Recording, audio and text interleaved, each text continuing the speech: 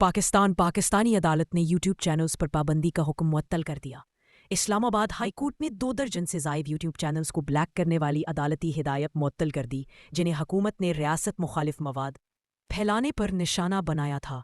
इस फैसले से इजहार राय की आज़ादी बहाल होने की उम्मीद बढ़ गई है।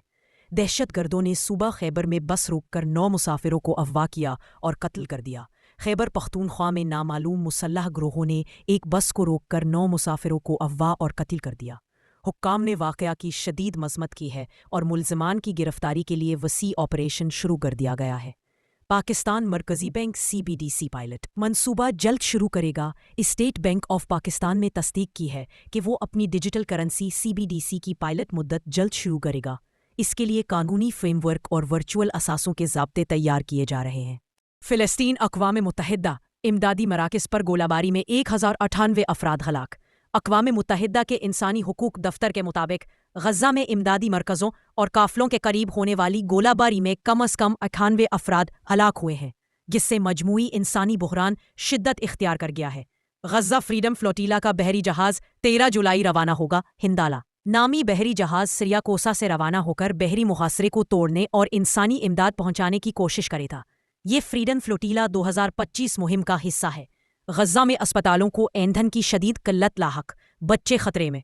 शिफा अस्पताल में ईंधन न होने की वजह से बच्चे इंक्यूबेटर बंद होने के करीब हैं। डॉक्टर्स ने खबरदार किया है कि अगले चंद दिनों में सेहत की सहूलियात तबाह हो सकती हैं। ईरानी सदर ने IAEA के दोगले रवैये की वाज़ेह मज़म्मत की। सदर पेज़ेशकियान का कहना है कि बैनुल अक़वामी जोहरी निगरानी इदारे IAEA को दोगला मयार तर्क करना होगा, तभी ताउन बहाल किया जाएगा, क्योंकि ईरान ने हिफाजती हुकूमती इक़दामात मुकम्मल कर लिए हैं। रियासत-ए मुत्तहिदा ने 22 ईरानी तेल फरोश कंपनियों पर मज़ीद पाबंदियां आयद की। अमरीकी वज़ारत ख़ज़ाना ने 22 कंपनियों को निशाना बनाया, जिनके ज़रिए ईरान के कुद्स फोर्स तेल स्मगलिंग में मुलव्विस थे। ये इक़दामात ईरान की मुल्की आमदनी को महदूद करेंगे। तेहरान की हिजरत इसराइली हवाई खतरे के बायस शहरी नकले मकानी पर मजबूर। गुज़श्ता महीने ईरान के करीने ने बड़े पैमाने पर शहरी तेहरान से बाहर निकले। इसराइली हवाई खतरात और मुमकिना हमलों के पेश नज़र हज़ारों ने शहरों से रुख़सत लिया। इसराइली फ़ज़ाई हमले में 10 बच्चे समेत 16 शहरी हलाक। दीरुल बल्ह में एक फ़ज़ाई हमले ने तब्बी मरकज़ के करीब 10 बच्चों समेत 16 फ़लस्तीनी शहरियों को हलाक किया। कैदियों की रहाई और फायरबंदी मुज़ाकरात जारी है, मगर जल्द मुमकिन नहीं। नेतन्याहू फायरबंदी और कैदियों की रहाई चंद दिनों में मुमकिन है। वज़ीर आज़म नेतन्याहू ने वाशिंगटन से जारी के बाद कैदियों की रहाई और 60 रोज़ा अबूरी फायरबंदी के लिए चंद दिनों में मुआहदे की तवक्को ज़ाहिर की है। यूरोपीय यूनियन इसराइल पर हुकूक़े इंसानी की खिलाफ वर्जी पर दबाव बढ़ा रही है। EU ने 10 मुमकिना पाबंदियों का मंसूबा तैयार किया है, जिसमें अरबहाई डील मुआहदे का हिस्सा मनसूखी और हथियारों की बरामदात पर पाबंदी शामिल है।